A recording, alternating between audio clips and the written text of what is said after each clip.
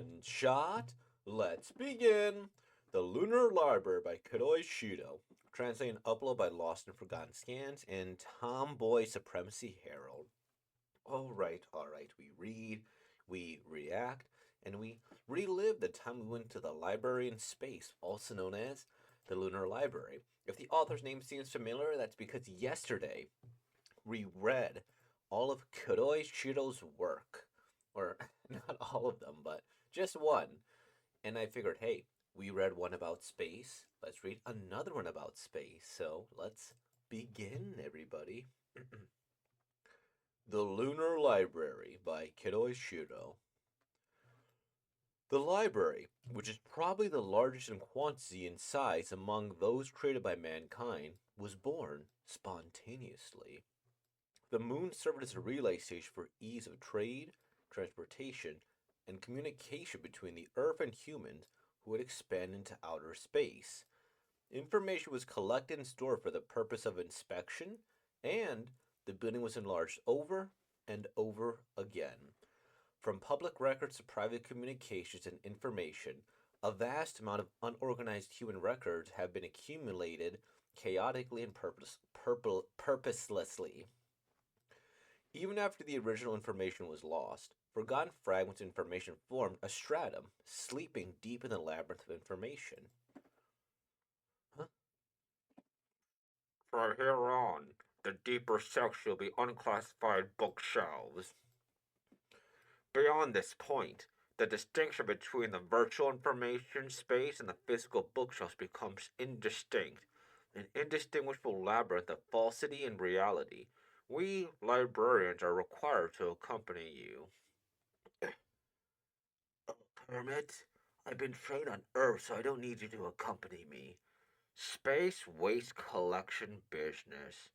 Are you a scavenger searching for space ruins? If you say so, I can't help it. Try not to get lost. The Lunar Library. Oh, the child of the librarian? It's impressive that you're playing at such depths. Your old man is busy right now. He wants me to play?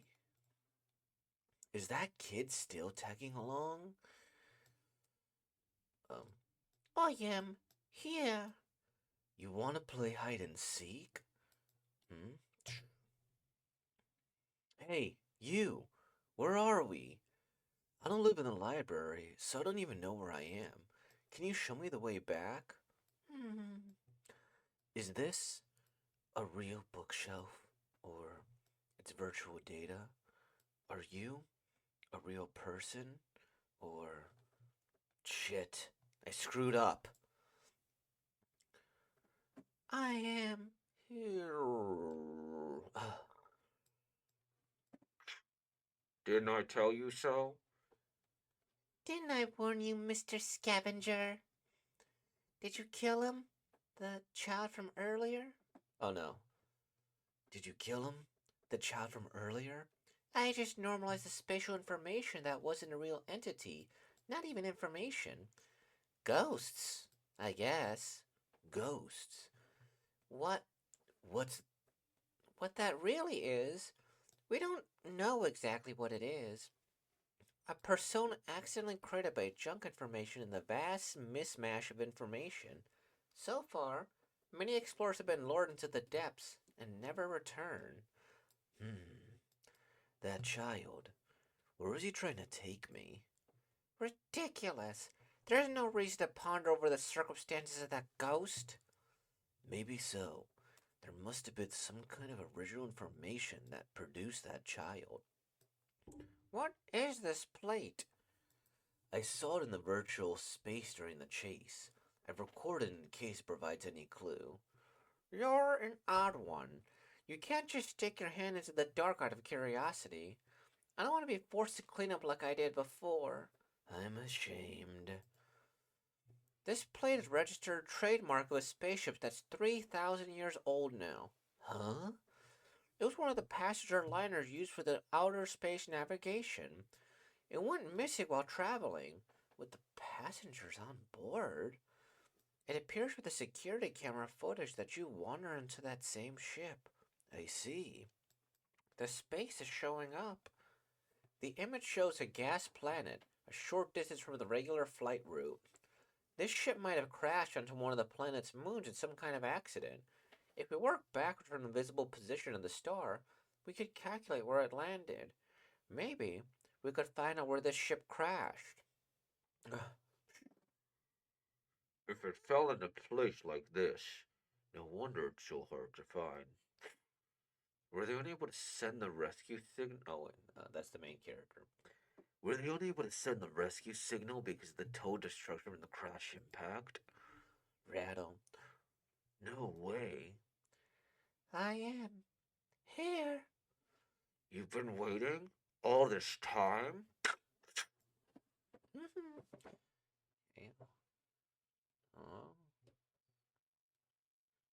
Oh. Someone, location, information. I am here. Hmm. A child survived the accident. This word spoken without knowing how to call for rescue. It was not considered a distress signal, and it was buried deep in the ocean of information. The wish contained those words has taken shape. That is, I found you. Oh man.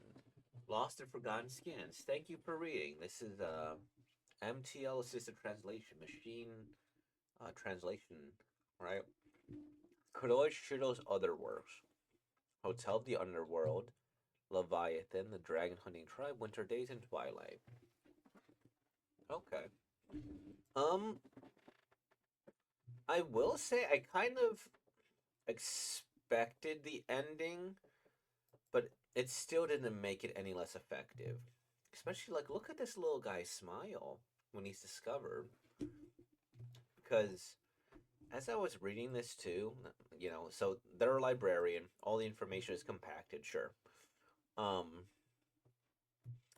when they were talking about ghosts, I was like, I feel like they should have known, or this character. I don't even know if they have a name.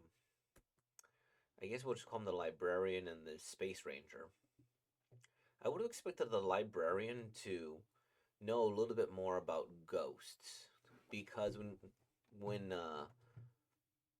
I'm assuming it's she, when she went and started explaining everything that was happening, I was like, okay, a ghost, but she should probably know that ghosts, um, that they stay because of unfinished business. So when she said there's no reason to ponder over the circumstance of the ghost, I was like, well, no, if there's a ghost there, that's kind of the whole point, right? You're supposed to put it at peace so that way you can, pass on to the afterlife. Now, maybe this one just didn't have that type of curiosity, but I like the fact that our character did so.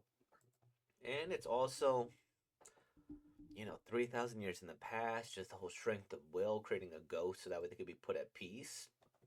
Damn. And then just finding the little body like this, it's like, oh, it's a gut punch, but it's a happy gut punch too. It's like, oh, bittersweet.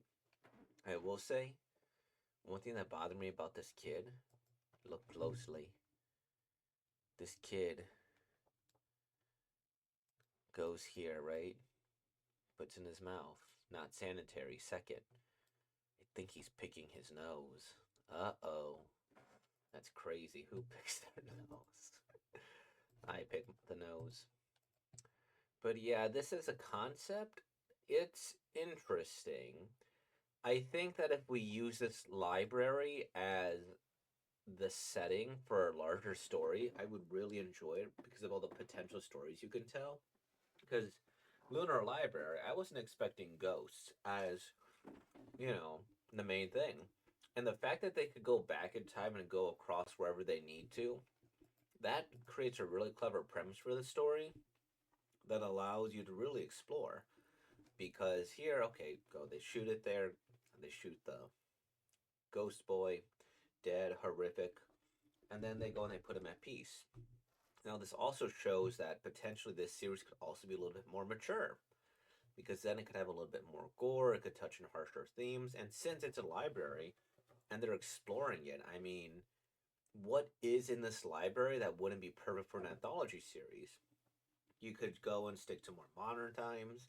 You can go into the future and do some more space shenanigans like they did with the space stuff, or you could maybe go back into the past, be like, oh look, this one's thousands and thousands of years old, and maybe you tell the story of someone a little different. It just seemed like this is rife with potential for being able to tell many stories just based on the premise alone. And it's like, oh, okay, if we have all this information and we don't know what happens when we go deeper, then I would like to see what's below. So I really do appreciate the premise of the story. It's unique. They could stick to an anthology series, or they could keep going deeper and deeper and deeper while telling these slice of life stories along the way. I I like it. I like the premise a lot. The art is also good. One of the things I praised this author for last time was their artistic ability, and I think the other art was better, but that was also a distinctly different style where it seemed to be using oil or water paints, and then it just made every image like a screensaver. It was beautiful. This one also has a good art. I quite enjoy it. Um, Comparisons to Thief of Joy is what I'll say. But yeah, and then these two would also be really solid leads because they also just have two very different approaches. This guy here, the Space Ranger, has more of a emotional, like, hey, let's go and do this. And the librarian, more technical and can just act as an exposition giver. And what's more is, let's say that we had an extra couple of pages. I wonder what her reaction would be to finding out that the boys put at peace. It's like, oh, wait a minute. Maybe there's a number of specters here that we can go and put at peace and make this library safer. Or maybe go and make the world a little bit better. It's interesting what they could do with this. I'm a big fan of the premise. And so I guess that's everything. Because the art is good, the premise is good, the ending was very appropriate. It's like, dang, they find the corpse and then the kid smiles. And it's like, oh, sad, expected, but not bad. Because, a predictable ending is necessarily bad. And a good premise for the next time. So far, we're 2 for 2 with Kudoi Shiro, but we also got a couple more to do. So, until next time, with all that being said, oh, wait. Uh, yeah, why not? Let's see. Oof. So, not just show my shoulder, but look, if you closely, I just recently got a tattoo. Like, literally today. It hurts because, of course, it hurts. See? It's gonna be hard to tell, but it's essentially Luffy. I can't take off the bandages yet, but it's Luffy Gear 5 smiling in the Sun Pirates logo on my shoulder because why not?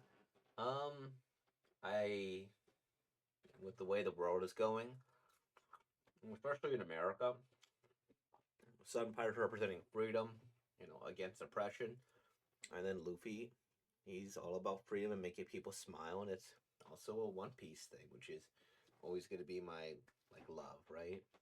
But yeah, as it heals, it gets better. I'll give a clearer image. Thank you all for watching. With all that being said, like, comment, subscribe, and thank you for being more. All peace out.